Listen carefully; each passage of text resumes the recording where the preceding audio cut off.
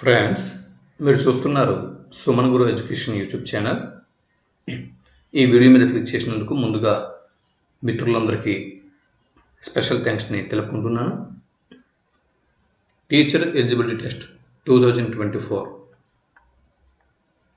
October 3వ తేదీ నుంచి నిర్వహించనున్నారు.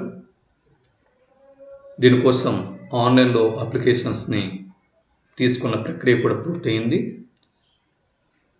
అక్టోబర్ 3 అంటే ఈ వీడియో చేస్తున్నప్పటికీ ప్రస్తుతం డేటు ఆగస్టు 19వ తేదీ.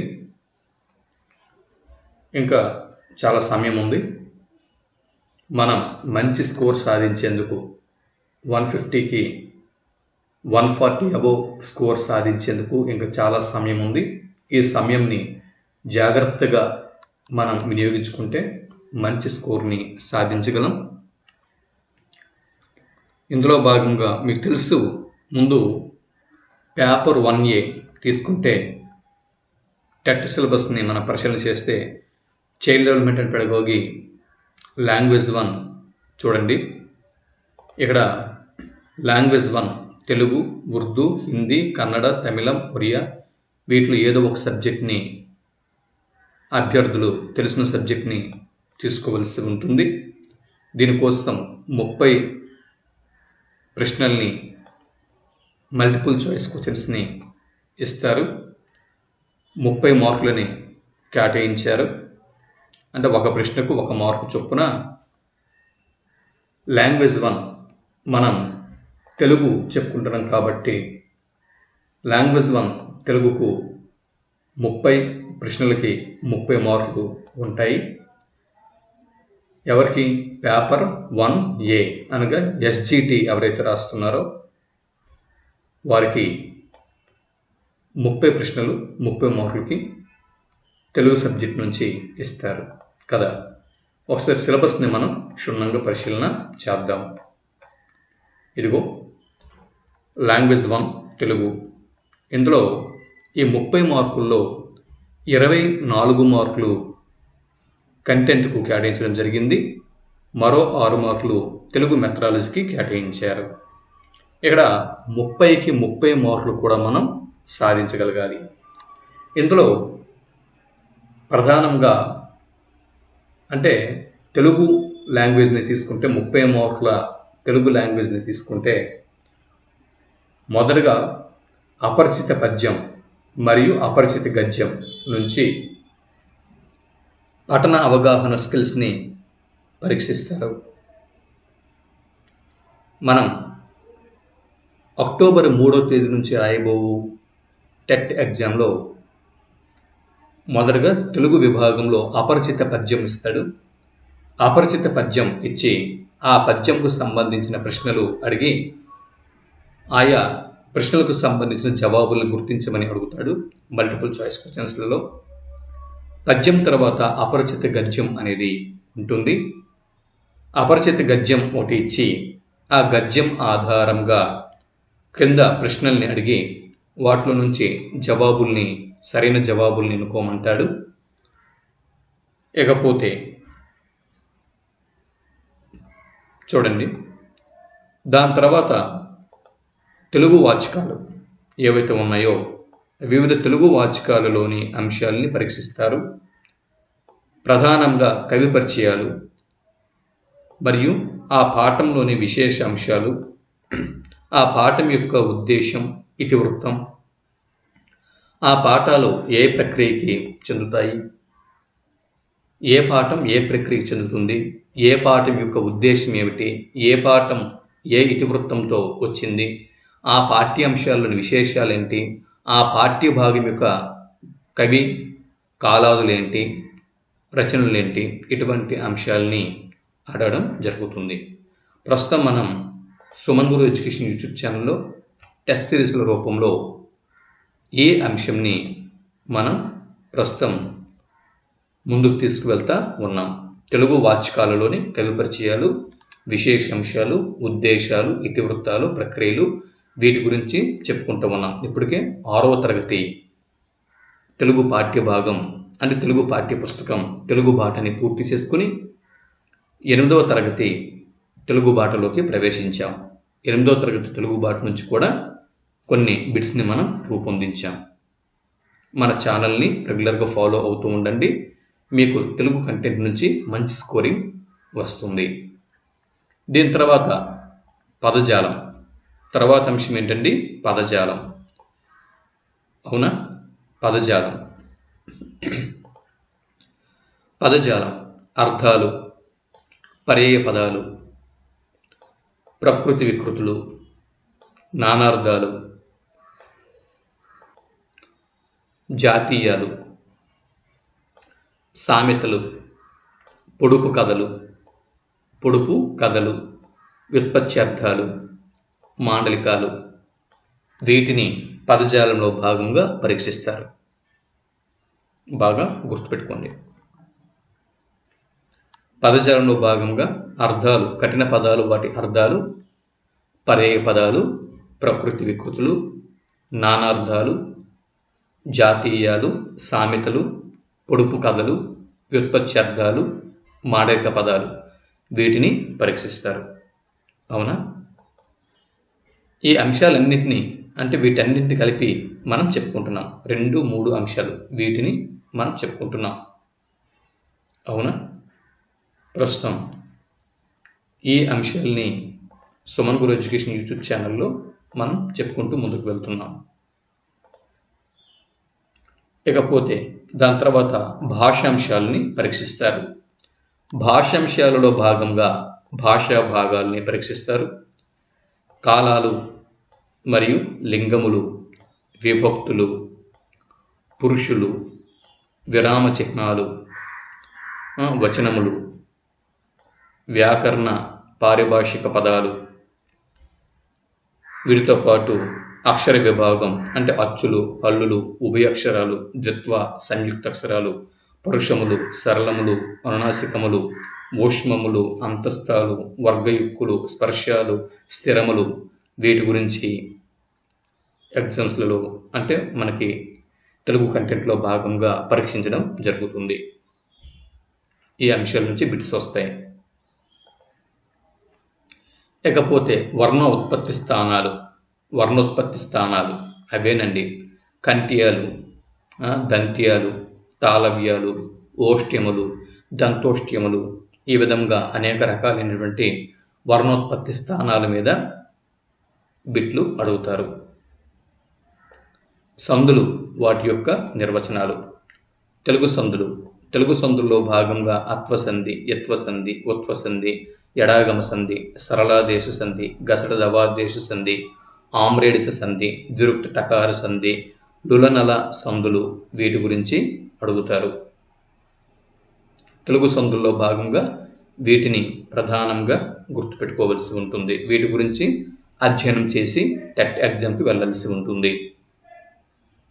దాని తర్వాత సంస్కృత సందుల్లో భాగంగా సవర్ణ దీర్ఘ సంధి, గుణసంధి, యనాదేశ సంధి, వృద్ధి సంధులు, వీటికి సంబంధించినటువంటి సూత్రాలు మరియు వాటికి సంబంధించిన పదాలు విడదీయడం, సంధి చేయడం, ఈ అంశాలన్నీ కూడా తెలిసి ఉండాలి.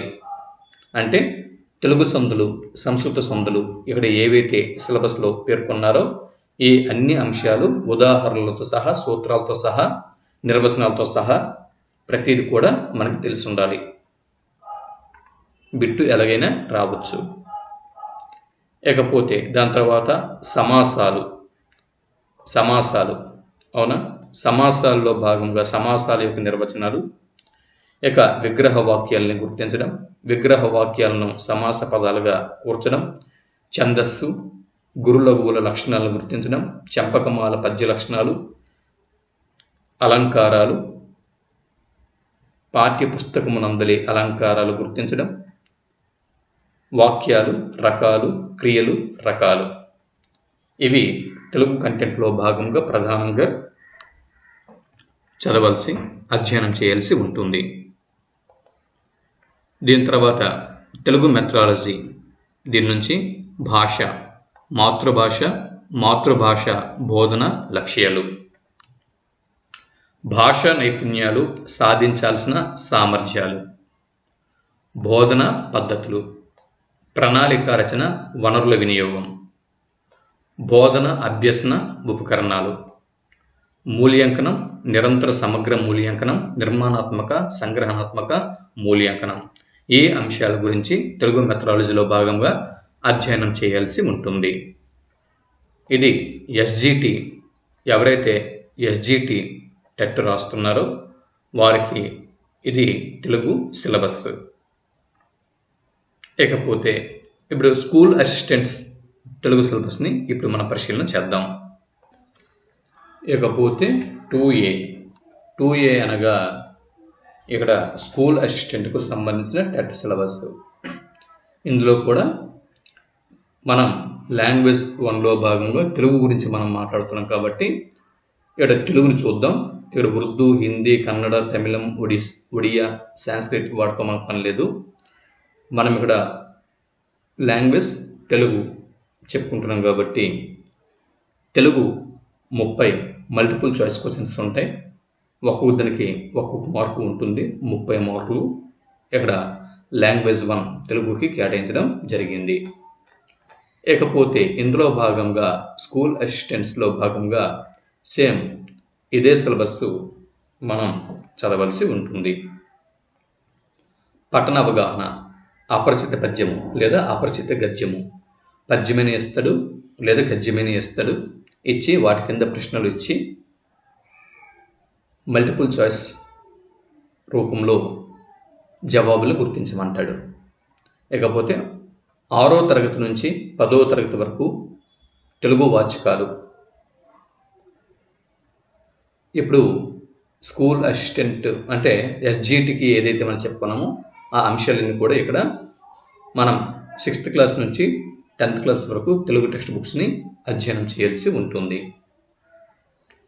అలాగే 10వ తరగతి స్థాయి వరకు పదజాలం, అర్థాలు, పర్యాయపదాలు, నానార్థాలు, వ్యుత్పత్త్యార్థాలు, ప్రకృతి వికృతులు, జాతీయాలు, సామెతలు, పొడుపు కథలు, మాండలిక పదాలు ఇవన్నీ కూడా అధ్యయనం చేయాల్సి ఉంటుంది. భాషాంశాలు అంటే వ్యాకరణ పారిభాషిక పదాలు. తత్సమం అంటే ఏమిటి, తద్భవం అంటే ఏమిటి, ఆగమం అంటే ఏమిటి, ఆదేశం అంటే ఏమిటి, నిత్యము అంటే ఏమిటి, వికల్పం అంటే ఏమిటి, బహుళము అంటే ఏమిటి, ధృత ప్రకృతికం అంటే ఏంటి, ప్రాతిపదిక, ప్రత్యయం, భాషా భాగాలు, విభక్తులు వీటిని స్టడీ చేయాల్సి ఉంటుంది. ఇకపోతే సంధులు. అవునా, సంధుల్లో భాగంగా ఇక్కడ సంస్కృత సంధులు సవర్ణ దీర్ఘ సంధి, గుణసంధి, వృద్ధి సంధి, యనాదేశ సంధులు మాత్రమే ఇక్కడ స్టడీ చేస్తే సరిపోతుంది. ఇక తెలుగు సంధుల్లో భాగంగా అత్వసంధి, యత్వసంధి, ఉత్వసంధి, ఎడాగమ సంధి, ఆమ్రేడిత సంధి, ద్విరుక్త టకార సంధి, ధృత ప్రకృతిక సంధి, దీన్ని సరళాదేశ సంధి అని కూడా అంటారు, గసడ దవాదేశ సంధి వీటిని ఇక్కడ స్టడీ చేయాల్సి ఉంటుంది. సమాసాలు.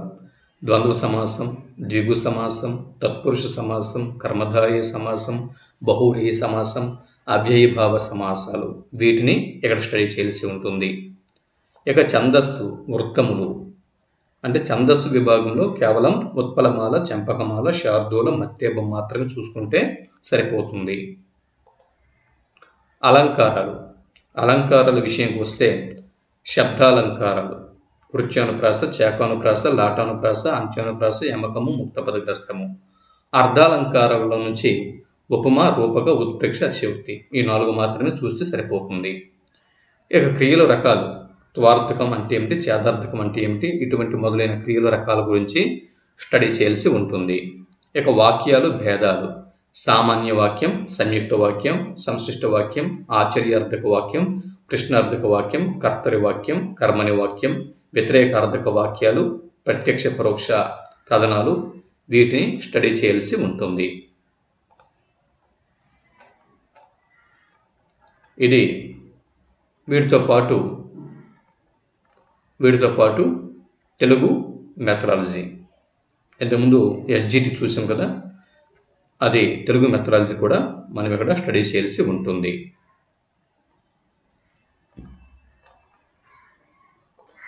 వీటితో పాటు స్పెషల్ తెలుగు వాళ్ళు ఉన్నారు.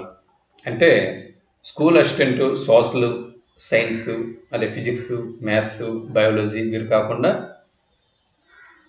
కేవలం తెలుగు సబ్జెక్టుతో ప్రధానమైనటువంటి మదర్ సబ్జెక్ట్ తెలుగుతో ఎవరైతే టెట్ రాస్తున్నారో వారి సిలబస్ ఇలా ఉంది. తెలుగు సాహిత్య చరిత్ర, కవులు, కాలం, రచన విశేషాలు, బిరుదులు, ఇతివృత్తం, పాత్రలు, విశేషాంశాలు, వివిధ ప్రక్రియలు, ఆధునిక కవిత్వ ధోరణులు, లక్షణాలు, ఇలా తెలుగు కంటెంట్ 48 మార్క్స్కి ఉంటుంది. ఈ 48 మార్క్స్లో మొదలుగా తెలుగు సాహిత్య చరిత్ర చదవాల్సి ఉంటుంది. తర్వాత భాషా చరిత్రని చదవాల్సి ఉంటుంది. మాండలిక భాష, దాని స్వభావం, ఉత్పత్తి భేదాలు, గ్రాంధిక భాష, వ్యవహారిక భాష, ఆధునిక ప్రామాణిక భాష, అర్ధ విపరిణామం, ధ్వని, ధ్వన్యుత్పత్తి స్థానాలు, సాహిత్య విమర్శ, కావ్యము, నిర్వచనం, కావ్య ప్రయోజనం, కవిత్వ హేతువులు, శైలి, సంస్కృత పాశ్చాత్య లాక్షణికుల సిద్ధాంతాలు, 6 నుంచి 10 తరగతి వరకు పాఠ్య పుస్తకాలలోని అంశాలు, పాఠ్యభాగ నేపథ్యాలు, ఉద్దేశాలు, సందర్భాలు, పాత్రలు, కవి పరిచయాలు, ఇతివృత్తాలు, ప్రక్రియలు, ఇకపోతే పదజాలం, అర్థాలు, పర్యాయపదాలు, నానార్థాలు, వ్యుత్పత్త్యార్థాలు, ప్రకృతి వికృతులు, జాతీయాలు, సామెతలు, పొడుపు కథలు. అంటే ఎలాగో చూడండి, ఇక్కడ స్పెషల్ తెలుగుతో ఎవరైతే టెట్ రాస్తున్నారో వారికి ఈ అంశాలు అంటే సాధారణంగా జనరల్ టెట్కి ఏదైతే తెలుగు చదువుతారో అవే ఇక్కడ కవర్ అయిపోతున్నాయి. ఈ అంశాలు అనేవి కవర్ అయిపోతున్నాయి. చూసుకోండి, ఇదంతా కూడా ఏంటంటే 6 నుంచి 10వ తరగతి వరకు పాఠ్య పుస్తకాల్లోని అంశాలు. జనరల్గా ప్రతి ఒక్కరు కూడా సోషల్ స్టడీస్ అవని, లేకపోతే ఫిజిక్స్ అవని, మ్యాథ్స్ అవని, ఎవరికైనా కూడా ఎనీ సబ్జెక్టు వారు ఏ అంశాలని స్టడీ చేయాల్సి ఉంటుంది.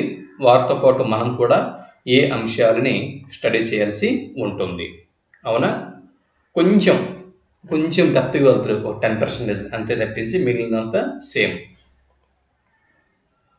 ఇక్కడ కాకపోతే ఏంటంటే మనం ఎక్స్ట్రా చదువుకోవాల్సింది సాహిత్య చరిత్ర, భాషా చరిత్ర, సాహిత్య విమర్శ.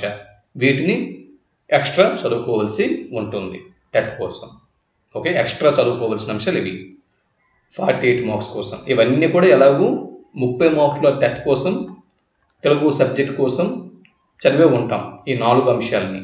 సో వాటితో పాటు సాహిత్య విమర్శ, భాషా చరిత్ర, తెలుగు సాహిత్య చరిత్ర ఈ అంశాలు చదువుకుంటూ సరిపోతుంది. ఇకపోతే తెలుగు బోధన పద్ధతులు 12 మార్కులకి ఉంటుంది.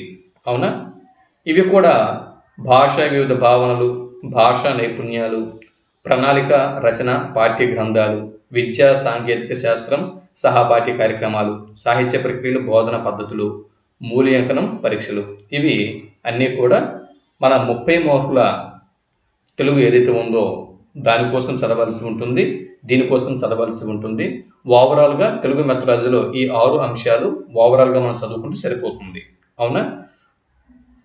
ఇక్కడ అంటే మనం ఒక విషయం గమనించాలి, తెలుగు స్కూల్ అసిస్టెంట్ మిగిలిన సబ్జెక్టు వాళ్ళు ఏదైతే చదువుతారో అవే మనం చదువుతూ సాహిత్య ప్రక్రియలు, అదే సాహిత్య చరిత్ర, భాషా చరిత్ర, తెలుగు సాహిత్య విమర్శ ఇవి ఎక్స్ట్రా చదువుకుంటే సరిపోతుంది. మెథడాలజీ కొంచెం మనం డెప్త్గా వెళ్ళాల్సి ఉంటుంది. వారికి 6 మార్కులకి మెథడాలజీ ఉంటే మనకి 12 మార్కులకి మెథడాలజీ ఉంటుంది. సో ఓవరాల్గా మెథడాలజీ ఎలాగైనా కూడా మనం చదవాల్సి ఉంటుంది. ఇదండి మొత్తానికి స్కూల్ అసిస్టెంట్ మరియు ఎస్జిటి ఈ రెండింటికి సంబంధించిన తెలుగు సిలబస్ని ఈ వీడియోలో మనం స్టడీ చేసాం కదా.